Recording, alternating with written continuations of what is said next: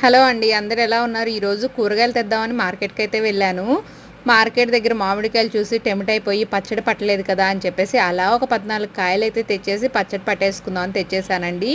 ప్రతి సంవత్సరం మా పాప నాకు హెల్ప్ చేసిద్ది. అలాంటిది కాళ్ళు ఇరగ్గొట్టుకొని మూలను కూర్చుంది. ఇంకేం చేద్దాం చెప్పండి, మొత్తం నేనే చేసుకోవాలి.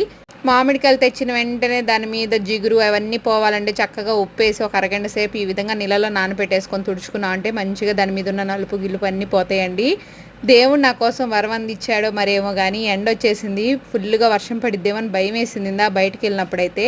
పచ్చడి పెట్టేటప్పుడు ఎండలు ఎక్కువగా ఉంటేనే బాగుంటాయి కదండి. ఇంకా వచ్చిన తర్వాత ఆ ముక్కలన్నిటినీ పైన స్కిన్ జీళ్ళు అన్నీ తీసేసుకొని 8 డబ్బాలు అయితే వేసుకున్నానండి. దాంతోపాటు ఆవాలేమో 30 డబ్బా, ఉప్పేమో 1 డబ్బా, మెంతులు వచ్చేసి 1/4 డబ్బా అయితే వేసుకున్నాను. వీటన్నిటిని మంచిగా మిక్సీ పట్టేసుకున్నాను. పైన అలా కొన్ని మెంతులు కూడా చల్లానండి, మెంతులు చలవని చెప్పేసి. దాంతోపాటు 1 డబ్బా కారం కూడా తీసుకున్నాను. ఒక పెద్ద టేబుల్ స్పూన్ అంతా పసుపు అయితే వేసానండి. ఈ కొలతలతో పెట్టుకోవడం చాలా ఈజీ కదా. 8 డబ్బాల ముక్కలకి అదొకటి తీసేసుకుంటే సరిపోతుంది. ఉప్పు, కారం, మెంతు పొడి, ఆవు పొడి, దాంతోపాటు పసుపు, కొంచెం వెల్లుల్లి అయితే ఈ విధంగా మిక్సీ పట్టి కూడా వేసేసానండి. ముక్కలను అయితే ముందుగా పసుపు నూనెలో అయితే ఈ విధంగా దేవేసుకొని పక్కన పెట్టేసుకొని కారం కూడా మంచిగా కలిపి పక్కన పెట్టేసుకున్నాను కదా. వాటి రెండింటిని శుభ్రంగా కలిపేసేసుకున్నానండి.